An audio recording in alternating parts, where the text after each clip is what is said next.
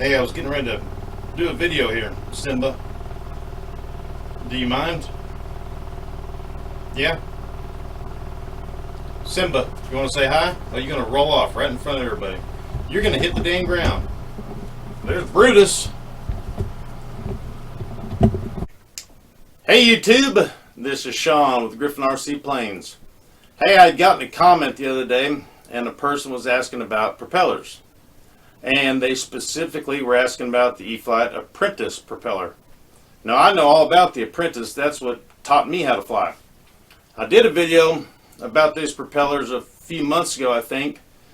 But that was then, this is now, and I've gotten a little bit better. So let's do this again.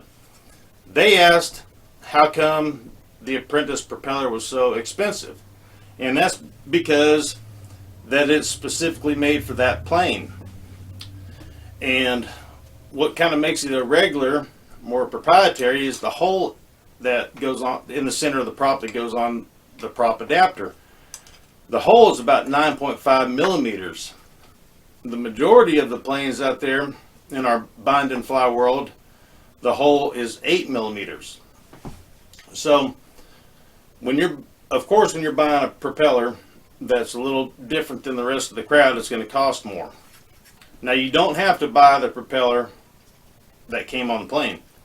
This is an example on something else you can do. I think I got this from Amazon, and I got 3 of these wood props for the price of 1. Now, wood is better than plastic because it doesn't flex, so you're going to get better performance out of it.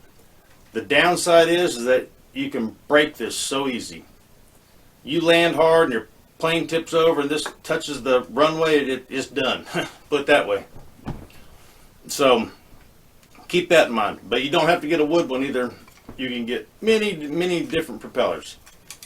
Now the Apprentice propeller, the size is an 11 by 8. It's 11 inches wide and the pitch is 8. And the way they calculate that is if the prop makes one complete revolution, it should gain 8 inches. So keep that in mind. If you can't find an 11 by 8, but you can find an 11 by 8.5. You know, a 0.5 is not going to kill you. But an 11 by 8 is fairly common. You can find replacement props in plastic, wood. You just want to make sure it's for electric. The weight of an electric prop versus a glow or a gas, there's a big difference, and a heavy prop for glow or gas will ruin the brushless motor on the Apprentice. So you can get replacement props. You're going to need to enlarge the hole to your size. Be careful using a drill bit. Be really careful. Know what you're doing. Practice on something else, because it's really easy when you're starting to drill that the drill bit can catch and pull the bit crooked. So I use a step bit, and this bit gradually gets bigger. And once you get to one size, it stays that way for a little bit before it goes to the next one, just how the step works. And then I'll do a close-up here in a minute and show you. Right where the drill bit starts, it can catch when it's going down. And then when it does, it'll pull you crooked. But spinning it backwards, right? It's not catching. I go to right, and it's catching real quick, and that's when it can shoot and take you sideways. So if you're going to use a drill and a drill bit, practice on something else. If not, a step bit. And you can see that each layer is a different size, and I make these a standard and metric. And it'll go this size before it steps up to the next and steps up to the next. It's not like a drill bit where it's constantly getting to the size of the bit. If that makes sense. Like, that's only a millimeter or 2, and it gets to the size of the bit.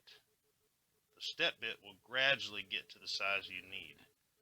So go with a step bit or a prop reamer. These wooden props are XOR, XOAR. the plastic replacement props I've been using are APC, and happy flying. And they also sell a prop reamer, and that's basically something like this with a big handle on it, and you kind of use your hand. Okay, so with the wood prop, you're going to need to make the hole the size you need.